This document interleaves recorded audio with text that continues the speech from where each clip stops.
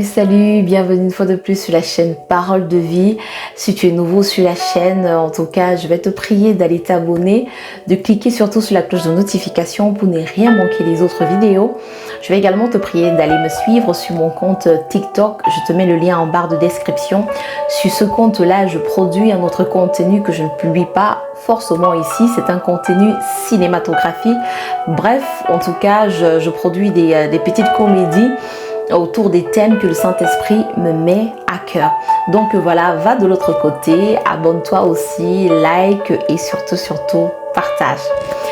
Et pour vous les anciens abonnés, j'espère que vous allez bien. Je suis en tout cas heureuse de vous retrouver encore aujourd'hui. Je vous reviens avec le sujet que j'ai traité autour de la prière il y a quelques semaines. Je répondais à la question pourquoi malgré nos prières, voilà, on a l'impression que notre situation, en fait, on n'a pas l'impression que notre situation ne change pas. On n'a pas d'exaucement. Ça fait 5 ans, ça fait 10 ans, ça fait même 15 ans que tu pries pour la même chose. En tout cas, tu as l'impression que Dieu, il a bouché ses oreilles. En fait, il dit vraiment, je ne t'écoute même pas. D'accord? Donc, pourquoi je reviens dessus? Parce que j'ai vraiment reçu à cœur par le Saint-Esprit de continuer. C'est pour ça que tu as vu que j'ai mis la partie 2, d'apporter d'autres éléments qui viendront compléter. Voilà la vidéo que j'ai faite il y a 2 semaines. Si tu n'as pas regardé, va la regarder. Je te mets le lien également en barre de description. Donc, c'est parti. Aujourd'hui, je vais te donner quelques hypothèses qui peuvent expliquer le fait que tes prières restent inexaucées. La première hypothèse, c'est la présence de péché dans ta vie. Et lorsque je parle de péché pour un chrétien, on sait que les chrétiens, on n'est pas parfait. Voilà, on peut tomber. On dit 7 fois le juste tombe, 7 fois il se relève. Mais le Seigneur veut que lorsque tu tombes, que tu puisses te relever, tu demandes pardon et tu te relèves et tu avances. Je parle vraiment des personnes qui pratiquent le péché. Voilà, tu es dans un péché quelconque, le Seigneur te dit abandonne, tu ne veux pas abandonner, ou bien même tu veux, mais tu n'y arrives pas.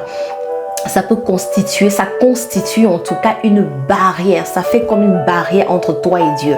On va prendre Ésaïe 59 du verset 1 au verset 2 qui dit « Non, la main de l'Éternel n'est pas trop courte pour sauver, ni son oreille trop dure pour entendre.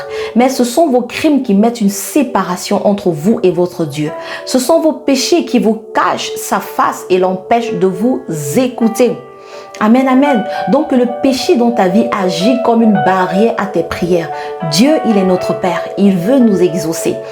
D'accord? Il voit ta situation. Il veut étendre sa main. Mais il rencontre un obstacle. Le péché. Pourquoi? Parce que Dieu est 3 fois saint. Dieu ne subsiste pas là où il y a le péché. Amen, amen. Le cas le plus palpable, c'est le cas de notre Seigneur Jésus, qui a été abandonné à la croix par Dieu lui-même. Parce qu'il était rempli de nos péchés. Dieu ne pouvait pas rester là parce qu'il est 3 fois saint. Amen, amen. Donc le péché est une barrière à l'exaucement de tes prières. On va prendre 1 Timothée 2, verset 8 qui dit « Je veux donc que les hommes prient en tout lieu en élevant des mains pures, sans colère ni mauvaise pensée. » Le Seigneur veut que tu pries, mais la disposition de ton cœur est très importante lorsque tu viens dans la prière. Voilà, j'ai parlé de ça dans l'autre vidéo où j'ai développé comment prier. Je te mets le lien en barre de description. Va regarder cette série. La disposition de ton cœur. Ne viens pas dans la prière avec un cœur lourd, avec un cœur rempli d'amertume. Voilà, le péché peut ne pas être quelque chose de très flagrant comme ça là, mais ça peut être des choses qu'il y a dans ton cœur. On dit que c'est ce qui sort de l'homme qui le rend impur, ce n'est pas ce qui entre dans l'homme.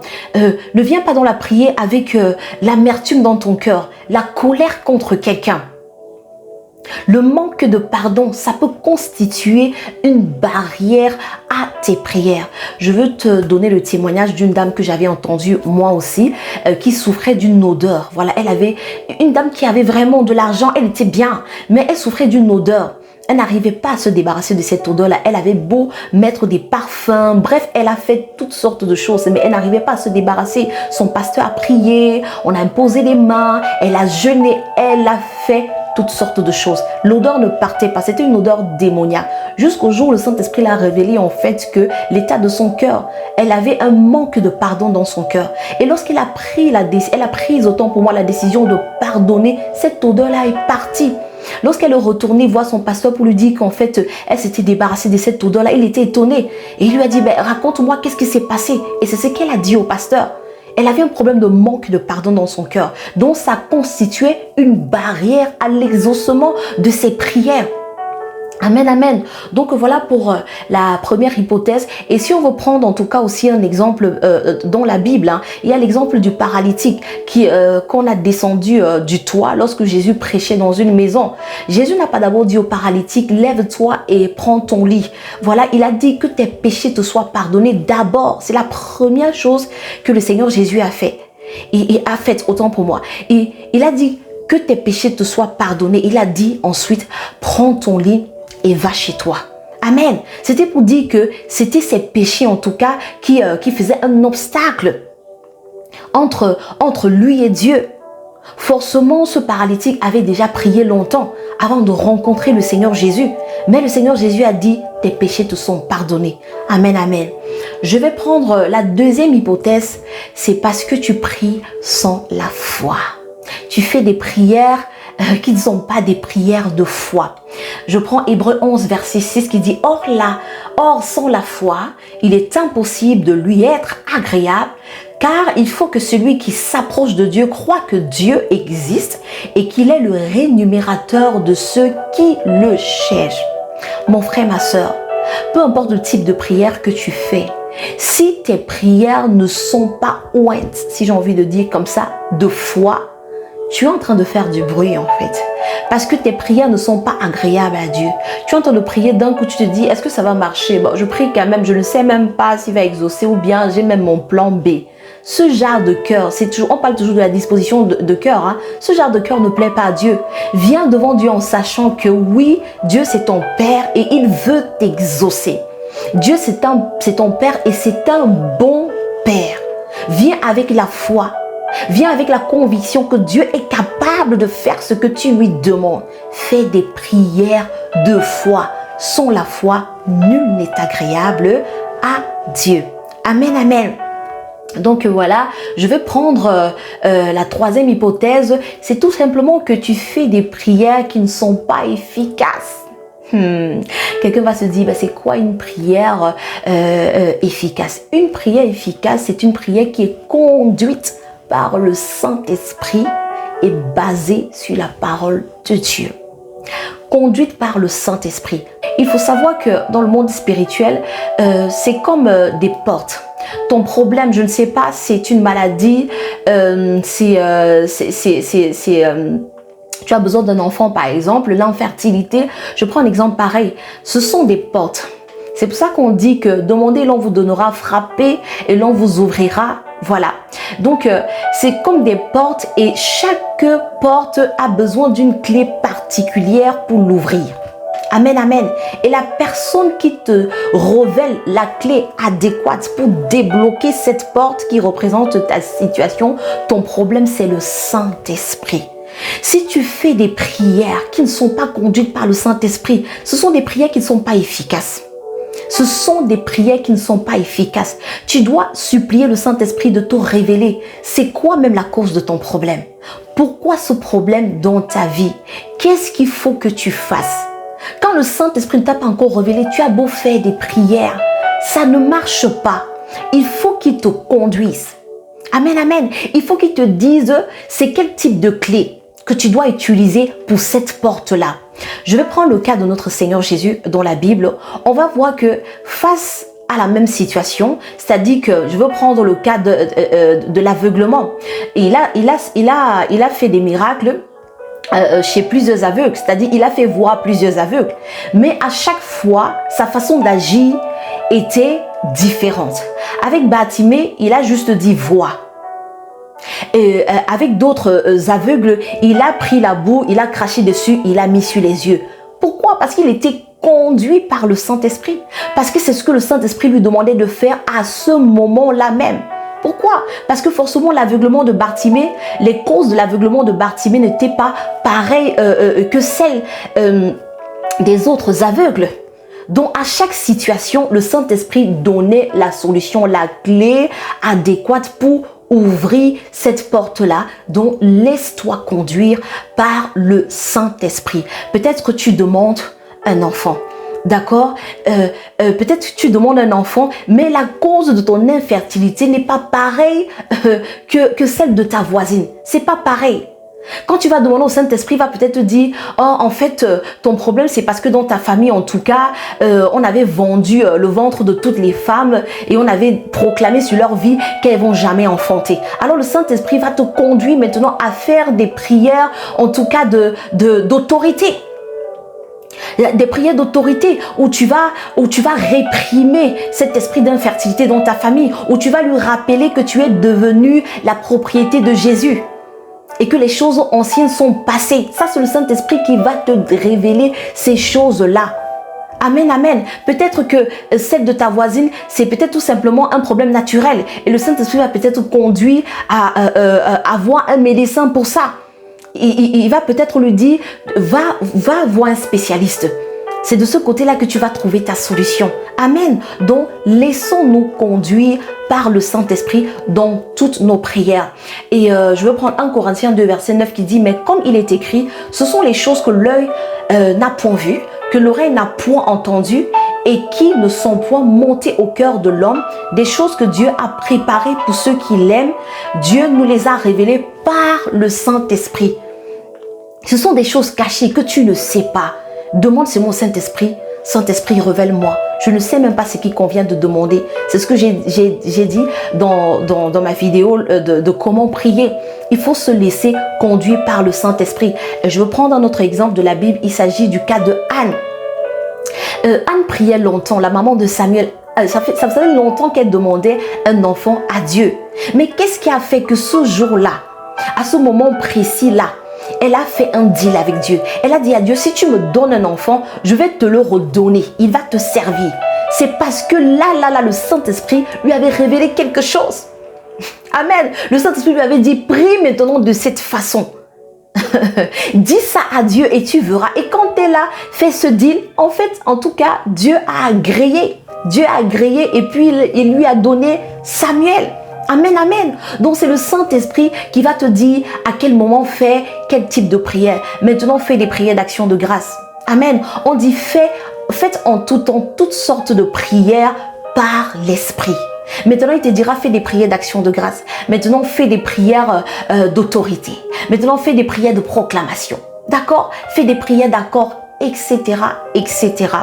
On va prendre la 4e hypothèse. C'est tout simplement que Dieu est en train de t'éprouver. Amen. Dieu est en train de te mettre à l'épreuve. C'est quoi l'épreuve? L'épreuve, en tout cas, c'est le mot grec dokimion qui veut dire ce par quoi une chose est éprouvée ou testée. Donc, c'est pareil, hein, lorsqu'on va à l'école en tant qu'étudiant, il y a la phase où on enseigne, et il y a la phase de test, il y a la phase des épreuves, la phase d'interrogation, voilà. Donc, c'est dans cette phase-là où l'enseignant vient tester, voilà, si ce qui t'a enseigné, tu as acquis. Amen. Il vient tester tes connaissances. Il en est de même pour Dieu. La vie chrétienne, ce n'est pas une vie en rose. Dieu viendra toujours nous mettre à l'épreuve. C'est ça qui est la vérité. Dieu viendra toujours tester, je ne sais pas quoi. Il va tester ta foi. Il va tester ta patience. Il va tester ton amour. Il va te tester. Il va te mettre à l'épreuve. Donc l'épreuve pour un chrétien, c'est une bonne chose. Parce que dans l'épreuve, ça va te permettre de passer, à travers l'épreuve, ça te permettra de passer dans une classe supérieure, dans une dimension supérieure avec Dieu. Dieu viendra toujours t'éprouver. On prendra en tout cas le cas de Abraham. Abraham a été testé. Dieu est venu à un moment donné de sa vie tester sa foi. Il a demandé à Abraham, offre-moi Isaac. Sacrifie-moi Isaac. C'était une épreuve. C'était un test pour voir si Abraham avait vraiment confiance en Dieu. En tout cas, Abraham a réussi le test. Il a réussi son épreuve. Il est passé dans une autre dimension avec Dieu. Et c'est la raison pour laquelle aujourd'hui, dans la Bible, on parle de Abraham comme le père de la foi. Il n'est pas devenu le père de la foi du jour au lendemain. Amen, amen. Il a dû passer par une épreuve de la foi et il a réussi par la grâce de Dieu son épreuve. On va prendre Jacques 1 au verset 3 qui dit « Sachant que l'épreuve de votre foi produit la patience. » Amen. Donc, ta situation n'a pas d'exaucement. Peut-être que le Seigneur est en train de t'éprouver. Il est en train de te tester. Il est en train de te tester. Ça va prendre le temps que ça va prendre jusqu'à ce que cette épreuve va produire chez toi ce que Dieu veut que ça produise. Je prendrai également Matthieu 4 au verset 1 qui dit « Alors Jésus fut amené par l'Esprit dans le désert pour être tenté par le diable. » Amen. Donc, je fais une parenthèse pour dire Dieu ne tente personne. C'est le diable qui tente. La tentation est différente de l'épreuve. Quand on te tente, c'est pour te pousser à pécher. D'accord? Donc, quand le diable te tente, il te pousse à pécher. Mais Dieu utilise la tentation du diable, en tout cas, pour t'éprouver. Dieu éprouve. D'accord? L'épreuve, en tout cas, te permet, comme j'ai dit, de passer dans une autre dimension avec Dieu. Dieu t'éprouve pour t'amener à la maturité, pour te permettre de croître davantage avec lui. C'est ça l'épreuve. Et on voit que voilà, notre Seigneur Jésus lui-même a été amené. C'est le Saint-Esprit qui l'amène. Donc Dieu va t'amener dans une épreuve. Il se peut que ta situation actuelle, c'est parce que Dieu t'a fait, il est en train de te tester. Tu es dans cette épreuve-là. Dieu a amené le Saint-Esprit, autant pour moi, amené le Seigneur Jésus dans le désert pour être tenté par le diable. Et du côté de Dieu, Dieu était en train de l'éprouver. Amen, amen. Je prendrai également Hébreux 1 au verset 12 qui dit « Heureux l'homme qui supporte patiemment la tentation, car après avoir été éprouvé, il recevra la couronne de vie que le Seigneur a promise à ceux qui l'aiment. » Amen, amen. Donc mon frère, ma soeur, toi qui m'écoutes aujourd'hui, je ne sais pas par quelle situation tu passes, mais je viens t'annoncer que, en tout cas, le Seigneur peut... ta situation peut être une épreuve par laquelle, voilà, le Seigneur est en train de construire quelque chose en toi. D'accord? Donc, supporte, tiens bon, en sachant que à la fin, ça va produire quelque chose de merveilleux en toi. Accroche-toi à lui. Il a dit que lorsque tu traverseras la vallée de l'ombre de la mort, il sera avec toi. Sa roulette et son bâton, autant pour moi, te rassure. Donc, sois fortifié, accroche-toi comme Job. Le Seigneur a également éprouvé Job. Le Seigneur a éprouvé Job. Il voulait voir l'amour que Job avait pour lui et Job n'a pas régné Dieu malgré toutes les épreuves que Dieu a permis à Satan de pouvoir mettre sur la route de Job. D'accord? Satan était là pour le tenter. Mais Dieu était là pour éprouver Job. Et après cette épreuve, Job également a réussi son examen. D'accord? Et à la fin, il a reçu le double, le triple même de ce qu'il avait avant cette épreuve-là. Donc, tiens bon, le Seigneur ne t'a pas abandonné, il est avec toi. Il a aussi dit dans sa parole, lorsque tu traverseras les eaux ne vont pas te submerger. Le feu ne va pas te brûler. Il sera avec toi. Parce qu'il sera avec toi. Il est avec toi dans cette épreuve. Sois fortifié et je peux t'assurer que cette épreuve produira quelque chose d'excellent en toi. Amen, amen. Donc voilà, tu comprends que parfois tu peux ne même pas avoir un péché quelconque dans ta vie. Parfois tu peux prier même avec la foi. Amen, amen, jusqu'à déplacer les montagnes. Mais tes prières ne sont pas exaucées parce que tout simplement, le Seigneur est en train de te faire passer par une épreuve et il te demande juste d'endurer encore, supporte encore jusqu'à ce que je produis ce que je veux produire dans ta vie.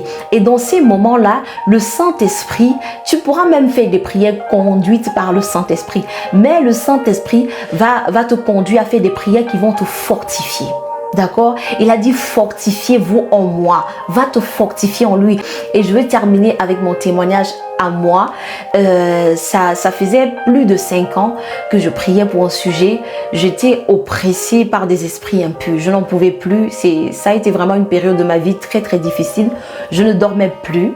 De nuit comme de jour. J'avais beau prier. J'avais beau crier à Dieu. Et je ne voyais pas de changement. Mais quelque chose que j'ai remarqué, c'est que Dieu me fortifiait. Amen, amen. Pourquoi cette épreuve? Le diable me tentait, mais Dieu m'éprouvait. Pourquoi cette épreuve? Parce que en tout cas, Dieu voulait produire en moi... comment je peux dire? C'est-à-dire que ce que Dieu voulait que je comprenne pendant ce moment de ma vie, c'était que je puisse comprendre mon identité en Christ. Amen. Il voulait faire asseoir cela en moi. Donc, j'avais beau pleurer, ça lui faisait mal en tant que père, mais il fallait qu'il produise quelque chose. Il fallait que cette épreuve vienne produire quelque chose en moi. Que ça vienne cimenter ma foi. Amen. Il a exercé ma main au combat pendant tout ce temps. Amen, amen. Donc, chaque fois, le Saint-Esprit me conduisait tout simplement à faire des prières. Mais à chaque fois que je sortais dans ce temps de prière, j'étais fortifiée. J'avais juste envie d'aller jusqu'au bout, de ne pas lâcher du tout, du tout. Amen, amen. Donc, voilà. Mais au bout de 6 ans, 7 ans, le Seigneur, en tout cas, m'a exaucé. Et j'ai compris, voilà, c'était quoi mon identité en Christ. Et je lui rends grâce aujourd'hui pour cette épreuve-là parce que ça m'a permis en tout cas de passer un autre cap avec le Seigneur. Ça m'a permis de devenir beaucoup plus mature. Donc voilà, donc sois fortifié mon frère, ma soeur. Dieu ne t'a pas abandonné. Il écoute tes prières. Si tu es dans un quelconque péché, demande tout simplement pardon, avance. Amen. Et laisse-toi conduire dans tes prières par le Saint-Esprit. Ne jeûne pas parce que tu as vu l'autre jeûner par rapport à la même situation. Non, jeûne parce que le Saint-Esprit t'a vraiment donné l'instruction de jeûner par rapport à cette situation-là. Donc voilà, je vais m'arrêter ici. J'espère en tout cas que ce contenu vous a béni. Si ça t'a béni, n'hésite pas de liker, lâche-moi un like pour m'encourager et partage enfin que d'autres personnes puissent être bénies. Amen, amen. Sur ce, je vous dis à très bientôt dans une autre vidéo.